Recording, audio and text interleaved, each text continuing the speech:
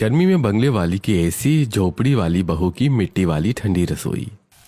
सुलोचना घर के आंगन में चूल्हे के पास बैठकर खाना बना रही होती है। धूप सर पर चढ़ाई थी। हाय दैया, जल्दी से खाना बन जाए बस, बड़ी गर्मी है। आंगन में धूप इतनी चढ़ाई है कि धूप और चूल्हे का धुआं दोनों आंखों में चुभ रहा है। यहाँ सुलोचना परेशान हो रही थी, वहीं मिताली अपनी बालकनी में खड़ी सब देख रही थी। अच्छा है मेरे घर में एसी है, देखो मैं कितनी जल्दी खाना बना कर आ गई। सुलोचना, तुम्हारी तरह अगर मुझे धूप में खाना बनाना पड़े तो मेरी तो जान चली जाए। ऐसा ना कहो बहन, जब मुसीबत आती है तो सब करना पड़ता है। तुम तो चूल्हे में बना रही हो, लेकिन तुम्हारी बहू कैसे एडजस्ट करेगी इतनी गर्मी में? आजकल की लड़कियां काफी तेज होती हैं, देख कर लाना। हाँ हाँ बहन जी, चिंता ना करो। उसके बाद सुलोचना फिर से चूल्हे के पास बैठकर खाना बनाने में लग जाती है। माथे से पसीना लगातार टपक रहा था। धूप इतनी तेज थी कि मिट्टी का आंगन भी तपने लगा था। फिर भी सुलोचना बिना शिकायत किए अपने घर के लिए रोटियां सेक रही थी। शाम का समय था। मोहल्ले की औरतें रोज की तरह बाहर नीम के पेड़ के नीचे बैठी बातें कर रही थी। कोई हाथ का पंखा जल रहा था, कोई पानी पीते हुए गर्मी को कोस रहा था। अरे बहनों, अब तो मेरे घर भी बहू आ गई है, लेकिन सच बताऊं, बहू आने के बाद काम कम नहीं बढ़ गया है। आजकल की लड़कियां बस मोबाइल चलाना जानती हैं। अरे सुषमा, तुम्हारी बहू के तो मजे हैं। इतना बड़ा घर है, फ्रिज है, कूलर है, वॉशिंग मशीन है, उसे क्या परेशानी होगी? और क्या, ऊपर से तुम्हारा बेटा भी तो उसे हाथों पर रखता होगा। अरे मजे वजे कुछ नहीं है, सारा घर का काम आज भी मुझे ही करना पड़ता है। बहू तो बस तैयार होकर घूमती रहती है। बहू अगर घर संभालने वाली ना हो ना, तो घर नरक बन जाता है। सही कह रही हो बहन, मैं तो अपनी बहू को शुरू से ही कंट्रोल में रखूंगी।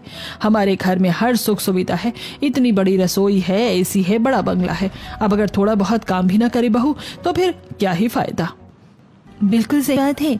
आजकल की बहू को ज्यादा सर पर चढ़ाओ तो फिर वो सास को कुछ समझती ही नहीं है।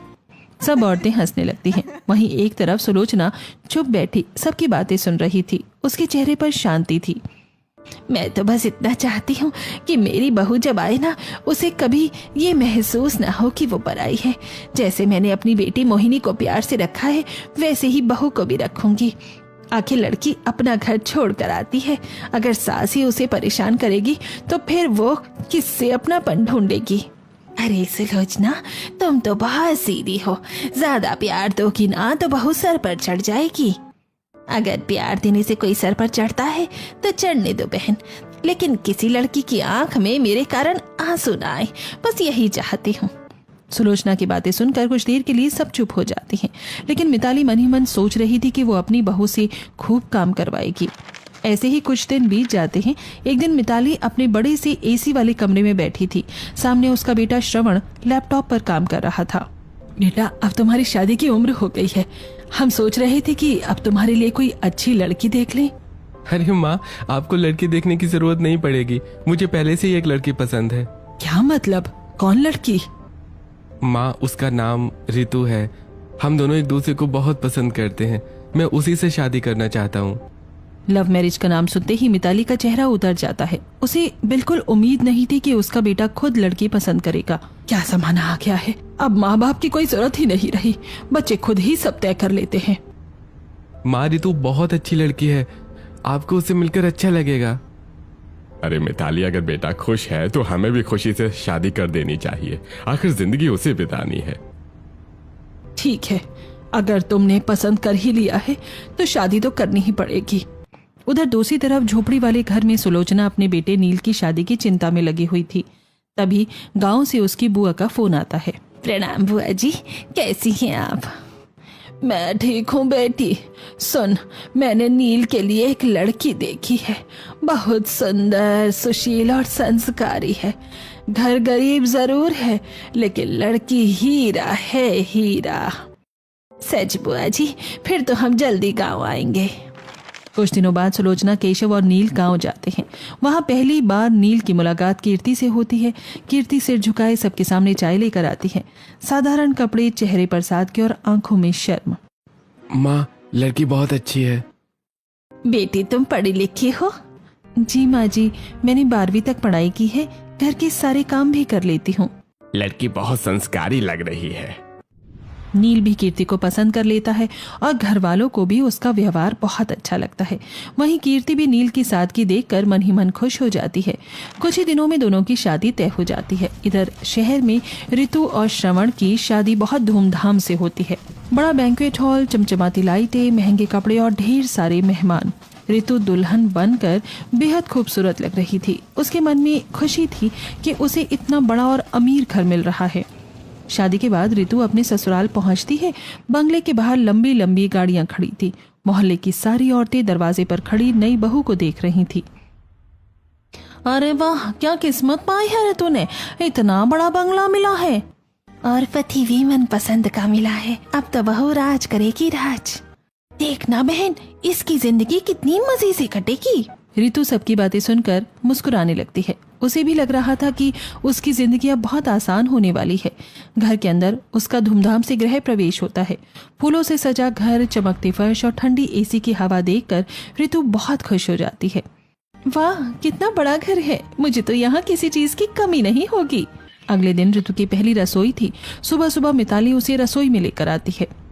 माँ जी बताइए, क्या बनाना है? ज्यादा कुछ नहीं बेटा, बस दाल चावल, पूरी, रोटी, खीर, लड्डू और 3 तरह की सब्जियां बना लो। जी, इतना सब? अरे इसमें कौन सी बड़ी बात है, हमारे घर में तो रोज इतना ही बनता है। ऋतु ने सोचा था कि इतने बड़े घर में नौकर होंगे, लेकिन वहाँ रसोई में एक भी नौकर नहीं था। माँ जी, यहाँ खाना नौकर नहीं बनाते? नहीं, हमारे घर की बहुएं खुद खाना बनाती हैं, यही हमारे घर की परंपरा है। ऋतु चुपचाप खाना बनाने लगती है। बाहर गर्मी बहुत थी और रसोई में एसी चल रहा था। फिर भी लगातार गैस के सामने खड़े रहने से उसके चेहरे पर पसीना आने लगता है। घंटों तक ऋतु रसोई में खड़ी रहती है। कभी आटा गूंथती, कभी सब्जियां काटती, कभी पूरियां तलती। उसके हाथ दर्द करने लगते हैं। हे भगवान, इतना काम तो मैंने कभी एक साथ नहीं किया। आखिरकार कई घंटों बाद ऋतु सारा खाना बनाकर डाइनिंग टेबल पर लगाती है। उसके चेहरे पर थकान साफ दिख रही थी। अरे बहू, इतनी क्या थक गई, रसोई में एसी तो था। तभी ऋतु की शादीशुदा ननंद बीच में बोल पड़ती है। मम्मी सही कह रही हैं, हमारे यहाँ तो 5 तरह की सब्जियां और 4 तरह की रोटियां बनती हैं। आज तो तुम्हें बहुत कम काम दिया गया। लगता है भाभी जी को आदत नहीं है काम करने की। ऋतु चुपचाप ननंद, नंदोई और बाकी सबकी बातें सुनती रहती है। उसे समझ नहीं आ रहा था कि क्या बोले।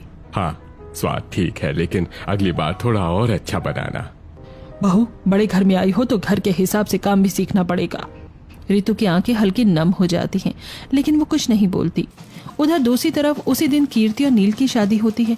साधारण मंडप, कम मेहमान, लेकिन चेहरे पर सच्ची खुशी। शादी के बाद कीर्ति बहू बनकर नील के शहर वाले झोपड़ी के घर में आती है। छोटा सा मिट्टी का घर, बाहर टूटी चारपाई और आंगन में चूल्हा। ऋतु अपने बंगले की बालकनी से कीर्ति का गृह प्रवेश देख रही थी। यहाँ एसी वाले घर में मेरा ये हाल है, पता नहीं उस बेचारे का झोपड़ी में क्या हाल होगा, भगवान ही जाने। उधर सुलोचना दरवाजे पर आरती की थाली लेकर खड़ी थी। उसके चेहरे पर सच्ची खुशी थी। आओ बेटी, हमारे घर में तुम्हारा स्वागत है। कीर्ति चावल का कलश गिराकर अंदर आती है। घर छोटा जरूर था, लेकिन अपनापन बहुत था। सुलोचना और कीर्ति की शादीशुदा ननंद मोहिनी बड़े प्यार से कीर्ति का स्वागत करती है। भाभी, घर छोटा है लेकिन प्यार बहुत मिलेगा आपको यहाँ। मुझे बस प्यार चाहिए दीदी, बाकी सब मैं संभाल लूंगी। ऋतु दूर बालकनी से ये सब देख रही थी। एक तरफ बड़ा बंगला था, लेकिन दिलों में कठोरता थी, और दूसरी तरफ छोटी सी झोपड़ी थी, लेकिन वहां रिश्तों में अपनापन था। अगले दिन सुबह सुबह कीर्ति की पहली रसोई थी। सूरज की पहली धूप आंगन में फैल रही थी। मिट्टी के छोटे से आंगन में चूल्हा रखा हुआ था। कीर्ति घूंघट संभालते हुए रसोई के पास आती है। अरे बहू, इतना घबराने की जरूरत नहीं है। पहली रसोई में तुझे ज्यादा कुछ नहीं बनाना, बस थोड़ा सा हलवा बना ले, बाकी खाना हम लोग मिलकर बना लेंगे। लेकिन माँ जी, पहली रसोई में तो बहुत कुछ बनाते हैं ना। अरे नहीं भाभी, इतनी गर्मी में तो नई आई है, कहीं परेशान हो गई तो। देखा ना बेटा, धूप कितनी तेज है। ये खुला आंगन दोपहर तक तवा बन जाता है। तू बस हलवा बना, बाकी रोटी सब्जी में और मोहिनी बना लेंगे। कीर्ति की आंखों में हल्की चमक आ जाती है। उसे उम्मीद नहीं थी कि ससुराल में कोई उसका इतना ख्याल रखेगा। मेरा घर भले ही छोटा है, लेकिन यहाँ लोग दिल से अमीर हैं। कीर्ति धीरे धीरे हलवा बनाने लगती है। घी की खुशबू पूरे आंगन में फैल जाती है। अरे वाह, हलवे की खुशबू तो पूरे मोहल्ले में जा रही है। लगता है हमारी बहू बहुत स्वादिष्ट खाना बनाती है। पिताजी, मैंने कहा था ना, कीर्ति बहुत अच्छी है। कुछ देर बाद सब लोग जमीन पर बैठकर पहली रसोई का खाना खाते हैं। अरे भाभी, ये तो बहुत स्वादिष्ट बना है। मेरी बहू के हाथ में तो जादू है। अब तो रोज हलवा बनवाएंगे। सबकी तारीफ सुनकर कीर्ति शर्मा जाती है। उसके चेहरे पर सच्ची खुशी थी। उधर दूसरी तरफ बंगले वाले घर में ऋतु की जिंदगी बिल्कुल अलग थी। सुबह के 5 बजे थे। ऋतु नींद से उठकर सीधे रसोई में पहुंच जाती है। पहले चाय, फिर नाश्ता, फिर दोपहर की तैयारी। पूरा दिन बस रसोई में गुजरने लगा था। एसी चल रहा था, लेकिन लगातार गैस के सामने खड़े रहने से उसका चेहरा पसीने से भीग जाता है। बहू, जल्दी करो, श्रवण को ऑफिस जाना है। नाश्ता अभी तक तैयार क्यों नहीं हुआ? माँ जी, बस 5 मिनट, मैं पराठे सेक रही हूँ। भाभी, आप तो बहुत धीरे काम करती हो। हमारे घर का काम करने की आदत डालनी पड़ेगी। ऋतु चुपचाप काम करती रहती। सुबह का नाश्ता खत्म होते ही दोपहर के खाने की तैयारी शुरू हो जाती। माँ जी, थोड़ा बैठ जाऊं क्या? बहुत गर्मी लग रही है। अरे बहू, इतनी सी रसोई में थक गई तू? ऊपर से एसी भी चल रहा है। काम चोरी मत कर। गांव की औरतें देखो कितनी मेहनत और कैसे मेहनत करती हैं। ऋतु चुप हो जाती है। उसकी आंखें भर आती हैं, लेकिन वो किसी को कुछ नहीं कहती। दोपहर के करीब 1 बजे थे। ऋतु बालकनी से बाहर देख रही थी। सामने झोपड़ी वाले घर के आंगन में कीर्ति खाना बना रही थी। तेज धूप उसके सर पर पड़ रही थी। ऋतु चुपचाप सामने का दृश्य देखती रही। मिट्टी की रसोई में सब लोग हंसते बोलते साथ खाना बना रहे थे। कोई किसी पर हुक्म नहीं चला रहा था, कोई ताने नहीं दे रहा था। वहाँ गर्मी जरूर थी, लेकिन रिश्तों में अपनापन भी था। पहली बार ऋतु को एहसास हुआ कि इंसान थकता काम से नहीं, बल्कि अपनों की बेरुखी से होता है। तभी वहाँ सुलोचना आती है। अरे बहू, तू फिर दोपहर में खाना बनाने बैठ गई। किसने कहा तुझे बार बार चूल्हा जलाने को? माँ जी, मैंने सोचा नील जी के लिए ताज़ा रोटी बना दूं। अरे पगली, इतनी गर्मी में दिन में बार बार खाना बनाएगी तो बीमार पड़ जाएगी। सुबह एक बार अच्छा सा खाना बना लिया कर, वही दोपहर और रात तक चल जाएगा। खुद को इतना मत थकाया कर। सुलोचना खुद उसके पास बैठ जाती है और साथ में रोटियां बेलने लगती है। माँ जी, रहने दीजिए ना, मैं कर लूंगी। अरे तू अकेली क्यों करेगी? घर का काम सबका होता है। ये सब देखकर ऋतु हैरान रह जाती है। उसे पहली बार महसूस होता है कि गरीब घर में भी कितना अपनापन हो सकता है। कुछ दिन बाद नील की शादी में आई सुलोचना की बेटी मोहिनी भी ससुराल चली जाती है। अब कीर्ति अकेले काम करती थी। सुलोचना देखती है कि खुले आंगन की गर्मी से कीर्ति बहुत परेशान हो जाती है। चूल्हे का धुआं उसकी आंखों में चला जाता था। मेरी बहू इतनी तकलीफ में खाना बनाती है, ये मुझसे नहीं देखा जाता। अगले दिन सुबह सुलोचना तालाब के किनारे जाती है और वहां से चिकनी मिट्टी लेकर आती है। माँ जी, ये सब क्या कर रही हैं आप? तेरे लिए ठंडी रसोई बनाने जा रही हूँ बहू। ऐसी रसोई जहाँ गर्मी कम लगे और धुआं बाहर निकल जाए। माँ जी, मैं भी मदद करूंगी। दोनों सास बहू मिट्टी में भूसा मिलाने लगती हैं, फिर उसमें गोबर मिलाकर गाढ़ा लेप तैयार करती हैं। अरे वाह, हमारी नई रसोई बन रही है। देखो हमारी औरतें कैसे मेहनत कर रही हैं। घर के एक कोने वाले कमरे में दोनों मिलकर मिट्टी का ठंडा लेप करती हैं। छोटे छोटे खाने बनाती हैं ताकि डिब्बे रखे जा सके। फिर सुलोचना चिमनी जैसा रास्ता बनाती है ताकि चूल्हे का धुआं सीधे बाहर निकल जाए। माँ जी, अब यहाँ खाना बनाने में कितना अच्छा लगेगा। बस मेरी बहू को तकलीफ नहीं होनी चाहिए। कुछ ही दिनों में मिट्टी की ठंडी रसोई तैयार हो जाती है। अंदर हल्की ठंडक रहती थी। मिट्टी की खुशबू पूरे कमरे में फैलती थी। अब कीर्ति सुबह एक ही बार पूरा खाना बना लेती। दिन भर उसे बार बार गर्मी में नहीं खड़ा होना पड़ता था। माँ, आपने तो कमाल कर दिया। अब कीर्ति को कम परेशानी होगी। बहू घर की लक्ष्मी होती है, उसका ध्यान रखना जरूरी है। उधर बंगले में ऋतु की हालत दिन ब दिन खराब होती जा रही थी। रात के 12 बज रहे थे। पूरा घर सो चुका था। ऋतु थकी हुई अपने कमरे में बैठी श्रवण का इंतजार कर रही थी। ऋतु, खाना लगा दो। जी, अभी लाती हूँ। और सुनो, मुझे गरम गरम फूली हुई रोटियां चाहिए, ठंडी रोटी मत देना। ऋतु आधी नींद में फिर से रसोई में चली जाती है। रात के सन्नाटे में वो अकेली खड़ी रोटियां सेक रही थी। आंखें नींद से बंद हो रही थी, लेकिन हाथ लगातार चल रहे थे। सुबह से अब तक बस काम ही कर रही हूँ, क्या यही शादी होती है? दूसरे दिन फिर वही सुबह, वही रसोई, वही काम। एक दिन मिताली ने अपने घर में किटी पार्टी रखी। मोहल्ले की सारी औरतें बंगले में आई हुई थी। बहुत जल्दी जल्दी स्नैक्स तैयार करो, चाय भी बनानी है और मिठाई भी सजानी है।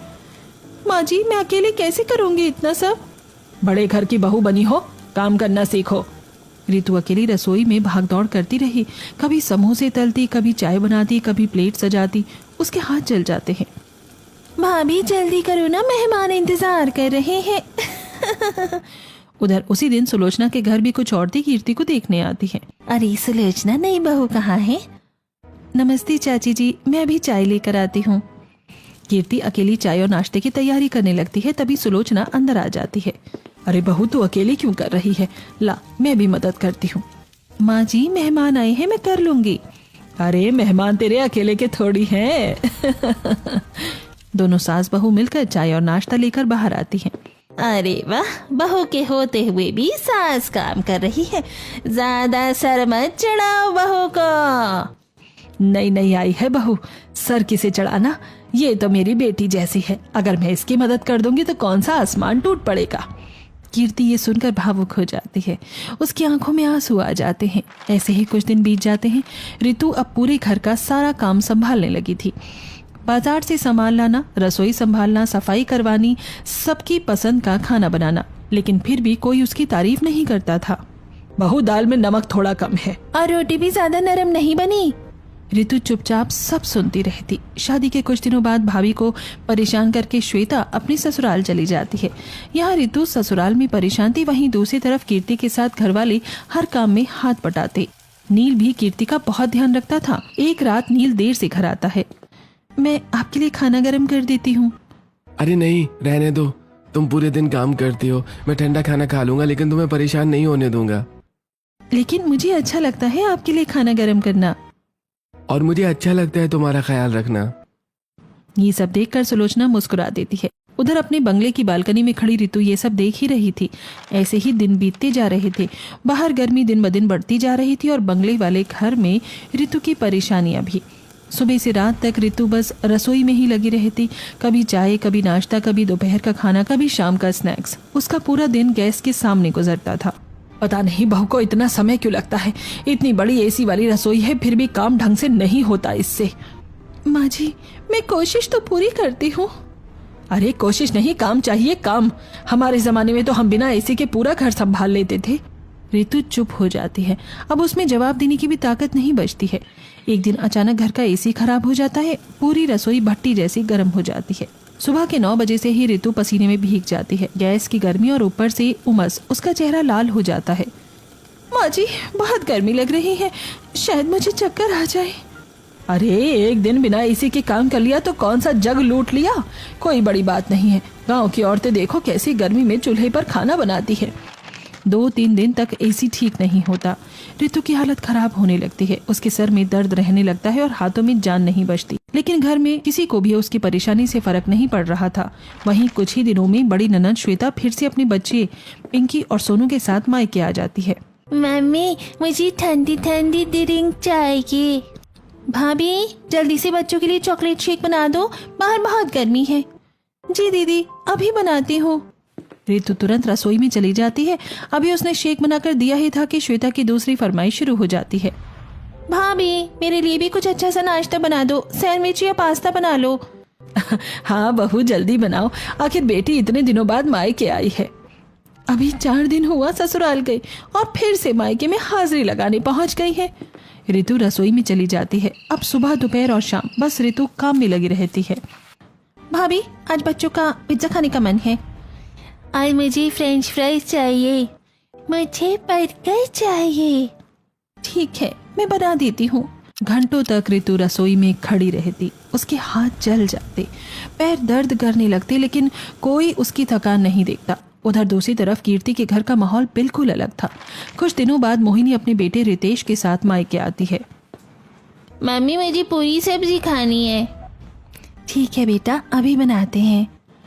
मोहिनी तुरंत रसोई में जाती है जहाँ कीर्ति सब्जी काट रही थी।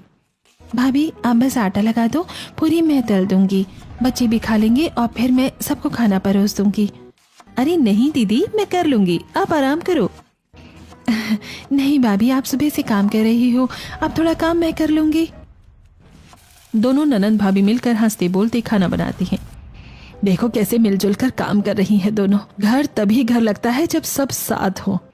मोहिनी अपनी भाभी का खूब ध्यान रखती। कभी वो बाजार से सामान उठा लाती तो कभी खुद सब्जियां काट देती। भाभी आप सुबह ही खाना बना लिया करो, बार बार गर्मी में मत खड़ा हुआ करो। अभी नई नई शादी हुई है, थोड़ा आराम भी कर लिया करो। दीदी आप लोग इतना ध्यान रखती हो कि थकान महसूस ही नहीं होती। एक दिन कीर्ति अपने पति और ससुर के लिए खेत में खाना लेकर जाने लगती है। माँ जी मैं खेत में खाना देकर आती हूँ। अरे नहीं बहू, इतनी धूप में तू क्यों जाएगी, मैं चली जाती हूँ। लेकिन माँ जी आप थक जाएंगी। और तू क्या पत्थर की बनी है, तू भी तो थकती है ना बेटा। रहने दे, मैं और मोहिनी चले जाएंगे। कीर्ति की आंखें भर आती हैं।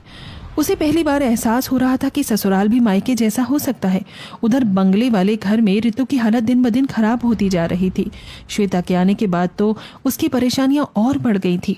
रात के 11 बजे भी ऋतु रसोई में खड़ी बर्तन धो रही होती है। भाभी बच्चों के लिए दूध भी गर्म कर देना। जी दीदी। ऋतु की आंखों में आंसू आ जाते हैं, लेकिन वो किसी के सामने कुछ नहीं कहती। एक दिन सुबह सुबह ऋतु की तबीयत बहुत ज्यादा खराब हो जाती है। सर घूमने लगता है। माँ जी मुझे थोड़ा बुखार लग रहा है। हल्का फुल्का बुखार तो सबको होता है, काम करने से कोई नहीं मरता। पहले नाश्ता बना लो। ऋतु किसी तरह काम करती है, लेकिन अंदर ही अंदर टूटने लगी थी। उसी रात ऋतु अपने कमरे में बैठकर रो रही थी। क्या हुआ अब? मैं बहुत थक गई हूँ श्रवण, सुबह से रात तक बस काम ही करती रहती हूँ। मम्मी का स्वभाव ऐसा ही है, तुम एडजस्ट करो। ये सुनकर ऋतु का दिल टूट जाता है। उसे लगा था कि कम से कम उसका पति तो उसे समझेगा। अगले दिन सुबह ऋतु चुपचाप अपना छोटा सा बैग पैक करती है। ये क्या कर रही हो बहू? माँ जी मैं 2-4 दिन के लिए मायके जा रही हूँ। हाँ हाँ जाओ। आजकल की बहुओं को जरा सा काम क्या करना पड़ जाए तुरंत मायका याद आ जाता है। ऋतु बिना कुछ बोले घर से चली जाती है। अब घर में रसोई संभालने वाला कोई नहीं था। सुबह होते ही मिताली परेशान हो जाती है। श्वेता बेटा जरा रसोई में जाकर खाना बना दे। मैं? मम्मी इतनी गर्मी में, ऊपर से एसी भी ठीक नहीं हुआ है अभी तक। तो क्या करें, बहू चली गई है। मजबूरी में श्वेता रसोई में जाती है। 10 मिनट में ही उसके चेहरे पर पसीना आ जाता है। हे भगवान, यहाँ तो खड़ा होना भी मुश्किल है। बहू रोज यही करती थी। श्वेता जल्दी जल्दी बस दाल चावल बनाकर बाहर आ जाती है। मम्मी मैं तो 2 टाइम का खाना बनाकर ही थक गई हूँ। जब खाना ही बनाना है तो अपने ससुराल जाकर बनाओ ना। यहाँ आकर भी वही सब करना पड़े तो मायके आने का क्या ही फायदा। कुछ दिन बाद श्वेता भी अपने ससुराल वापस चली जाती है। अब घर और ज्यादा सूना लगने लगता है। कुछ दिनों बाद ऋतु मायके से वापस ससुराल आती है। बहुत याद आ रही थी मायके की। माँ जी बस मम्मी की याद आ रही थी इसीलिए चली गई थी। मैं तेरे सारे बहाने जानती हूँ। मेरी बेटी आई और तुझे तकलीफ होने लगी। तेरी वजह से मेरी बेटी नाराज होकर चली गई। मैंने ऐसा कुछ नहीं किया है माँ जी। अब ज्यादा सफाई मत दो। ऋतु चुपचाप अपने कमरे में चली जाती है। रात को वो बालकनी में खड़ी सामने कीर्ति के घर को देख रही थी। मिट्टी की छोटी सी रसोई में कीर्ति और सुलोचना साथ बैठकर रोटियां बना रही थी। दोनों हंस भी रही थी। नील पास में बैठा पंखा झल रहा था ताकि कीर्ति को गर्मी न लगे। इनके पास पैसा नहीं, बड़ा घर नहीं, एसी नहीं, लेकिन फिर भी कितनी शांति है यहाँ। ऋतु पहली बार समझ रही थी कि सुख बड़े घरों और महंगे सामानों से नहीं, रिश्तों के व्यवहार से मिलता है। धीरे धीरे दिन बीतते जा रही थी, लेकिन जितना समय आगे बढ़ रहा था उतनी ही ऋतु की परेशानियां भी बढ़ती जा रही थी। सुबह आंख खुलते ही रसोई और रात को आंख बंद होने तक भी रसोई, यही उसकी जिंदगी बन चुकी थी। वहीं दूसरी तरफ कीर्ति के घर का माहौल बिल्कुल अलग था। छोटा सा मिट्टी का घर जरूर था, लेकिन वहाँ हर रिश्ते में अपनापन था। दोपहर की तेज गर्मी थी। मिट्टी वाली ठंडी रसोई में कीर्ति खाना बना रही थी। तभी नील बाहर से बर्फ लेकर आता है। कीर्ति देखो तुम्हारे लिए क्या लाया हूँ। अरे ये बर्फ? अरे इतनी गर्मी में तुम्हें रसोई में काम करना पड़ता है ना, इसलिए सोचा ठंडा शरबत बना दो, थोड़ा आराम मिल जाएगा। आप मेरा इतना ध्यान क्यों रखते हो? क्योंकि तुम इस घर का ध्यान रखते हो। अगर मैं तुम्हारी परवाह नहीं करूंगा तो कौन करेगा? पास खड़ी सुलोचना दोनों को देखकर मुस्कुरा देती है। भगवान हर लड़की को ऐसा पति दे। उधर बंगले वाले घर में ऋतु अकेली गर्म रसोई में खड़ी थी। उसके चेहरे से लगातार पसीना बह रहा था। बहू दाल में तड़का लगाया है या नहीं? और हाँ, शाम के लिए कटलेट भी तैयार कर देना। जी माँ जी अभी करती हूँ। ऋतु के हाथ दर्द से कांपने लगे थे, लेकिन फिर भी वो बिना रुके काम कर रही थी। इसी बीच एक दिन श्वेता के ससुराल से फोन आता है। हाँ जी समधी जी, नमस्ते। कैसे हैं आप लोग? कैसा नमस्ते बहन जी, पहले अपनी बेटी को समझाइए। यहाँ आकर कोई काम नहीं करती है, सुबह से शाम बस पंखे के नीचे ही बैठी रहती है। अरे ऐसा क्या हो गया? क्या हो गया क्या मतलब? मेरी उम्र हो गई है लेकिन फिर भी मैं रसोई संभाल रही हूँ। आपकी बेटी से 2 रोटी तक नहीं बनती। मम्मी जी, गर्मी सबको लगती है लेकिन घर के काम भी तो करने पड़ते हैं ना। श्वेता हर समय बस आराम चाहती है। ये सुनते ही मिताली का चेहरा उतर जाता है। अच्छा, मैं बात करती हूँ उससे। फोन करते ही मिताली सोच में पड़ जाती है। पहली बार उसे एहसास होता है कि शिकायत सुनना कितना बुरा लगता है। उसी शाम श्वेता मायके आती है। उसका चेहरा उतरा हुआ था। ये सब क्या सुन रही हूँ मैं? तेरे ससुराल वाले शिकायत कर रहे थे कि तू कोई काम नहीं करती। मम्मी वहाँ बहुत काम करवाते हैं, गर्मी में मेरी हालत खराब हो जाती है। मिताली को अचानक रितु की याद आती है। उसे एहसास होने लगता है कि वही सब तो वो अपनी बहू के साथ भी करती थी। रात को श्वेता चुपचाप रितु के कमरे में आती है। दीदी आप? भाभी मुझे माफ कर दो। अरे दीदी कैसी बातें कर रही हो आप? मैं आपको कितना ताना मारती थी, दिन भर आपसे काम करवाती थी, लेकिन आज मेरे साथ भी वही सब हो रहा है। अब मुझे एहसास हो रहा है कि आपने कितना सहा होगा। दीदी सच कह रही हूँ भाभी, जब खुद पर गुजरती है ना तब दर्द समझ आता है। मुझे माफ कर दो। रितु की आंखें भी नम हो जाती हैं। दीदी आप बड़ी हो, ऐसे मत बोलो, बस अब सब ठीक हो जाएगा, यही काफी है। कुछ दिनों बाद मिताली का जन्मदिन आने वाला था। इस बार रितु ने सोचा था कि चाहे कुछ भी हो जाए वो अपनी सास का जन्मदिन अच्छे से मनाएगी। माँ जी इस बार आपका बर्थडे मैं पूरी तैयारी से मनाऊंगी। इतनी मेहनत क्यों कर रही हो बहू? क्योंकि आप मेरी माँ जैसी हो। मिताली ये सुनकर थोड़ा भावुक हो जाती है लेकिन कुछ कह नहीं पाती। जन्मदिन वाले दिन सुबह से ही रितु तैयारी में लग जाती है। कहीं सजावट हो रही थी, कहीं खाना बन रहा था। मेहमानों के लिस्ट, स्नैक्स, मिठाई सब कुछ रितु अकेले संभाल रही थी। भाभी मैं भी मदद कर देती हूँ। नहीं दीदी आप मेहमानों को संभालो, यहाँ मैं कर लूंगी। रितु बहुत प्यार से बर्थडे केक तैयार कर रही थी। उसने पहली बार खुद से इतना बड़ा केक बनाया था। बस ये केक अच्छे से बन जाए, माँ जी खुश हो जाएंगी। लेकिन तभी अचानक ओवन से चिंगारी निकलती है और ओवन खराब हो जाता है। कुछ ही सेकंड में केक जल जाता है। हे भगवान अब क्या होगा, सारे मेहमान आने वाले हैं। रितु घबरा कर बालकनी में इधर उधर घूमने लगती है। उसकी आंखों में आंसू भी आ जाते हैं।